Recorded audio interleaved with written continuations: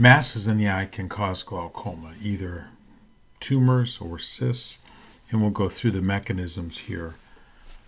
Thankfully, a fairly rare cause of glaucoma. There are a wide variety of tumors that can cause an elevated intraocular pressure in glaucoma. And here's a list, and I hate lists, but unfortunately you need to know that melanoma and lymphoma, metastatic lesions, leukemia, can all cause glaucoma. And in children, more you would see things like retinoblastoma, juvenile xanthogranuloma, or medulloepithelioma. Melanoma is the most common intraocular malignancy, and it's also the malignancy that is most likely to cause glaucoma. One of the ways that tumors can cause glaucoma is by directly invading the trabecular meshwork. And we see this in melanoma of the iris or ciliary body. We can see this in metastatic tumors, leukemia, or juvenile xanthogranuloma. So this is a patient with an iris melanoma that you can see on the left part of this image that has, on gonioscopy, invaded the trabecular meshwork so that the meshwork is completely packed with melanoma cells. Anytime you see somebody who has a iris tumor or ciliary body tumor and an elevated intraocular pressure, that's a very bad sign that the trabecular meshwork has been invaded.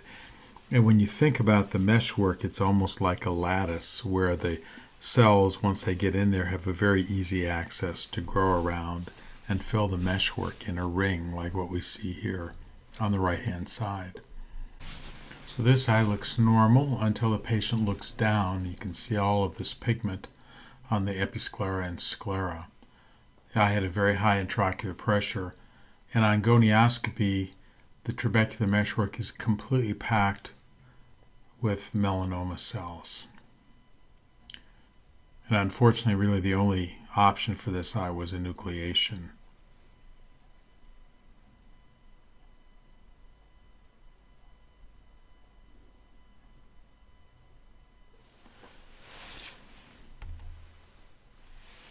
One can have posterior pressure closing the angle from behind.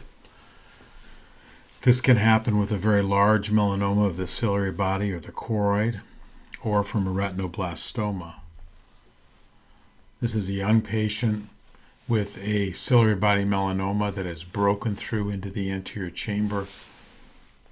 You can see that the iris is just pushed out of the way here. It's as though the tumor is not in the iris, but pushing the iris out of the way.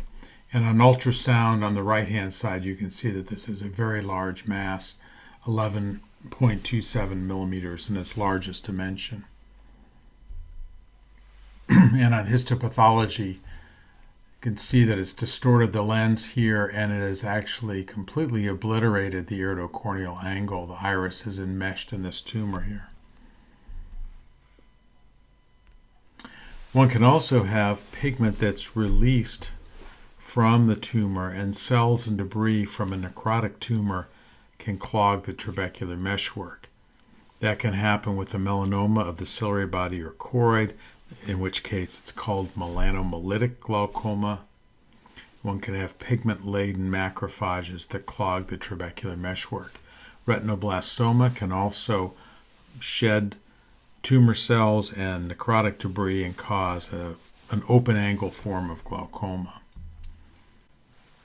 This is a large choroidal melanoma of the type that would be big enough to become necrotic and shed cells, leading to melanomolytic glaucoma. We always talk about this form of glaucoma in lectures and in books, and I have to admit that I don't think I've ever seen one. I've seen lots of anterior segment melanomas causing glaucoma, but almost never melanomolytic. These large tumors can cause neovascularization that looks just like neovascularization from other causes, and that's particularly the melanoma, retinoblastoma, medulloepithelioma. One can have hemorrhage from a variety of tumors, but particularly xanthogranuloma, like in this young patient. And one can have uveitis from lymphoma or juvenile xanthogranuloma. We treat it by treating the tumor. One needs to consider avoiding filtration surgery in somebody who has an active tumor in the anterior segment. We don't want to take melanoma and spread it into the orbit. Cysts can rarely cause elevated intraocular pressure. Cysts of the pigment epithelium are very, very common. They just cause a fullness in the iris. Then on ultrasound, one can see that these are fluid-filled cysts, such as in this patient here. You can see on gonioscopy in the image on the left, this fullness. The iris structure is completely normal. It just looks like there's something underneath it. And on anterior segment ultrasound, one can see a cyst of the pigment epithelium right here. These are benign. They're very, very common. They can only occasionally cause problems if they get so diffuse and large that they push the iris up over the trabecular meshwork. This is an example of a very large one. You can see it here poking into the pupillary space. And on gonioscopy, it's really closed the angle in this region. And this is anterior segment OCT showing this mass in this area that's just a fluid-filled cyst. They rarely compromise the anterior chamber angle when they grow very large. And if they do, they can be deflated with a laser. This is just an example of someone whose iris pigment epithelial cyst had gotten large enough to cause the angle to be very narrow, and on the right, the appearance after laser iridotomy through and into the cyst. Something that I almost never have had to do.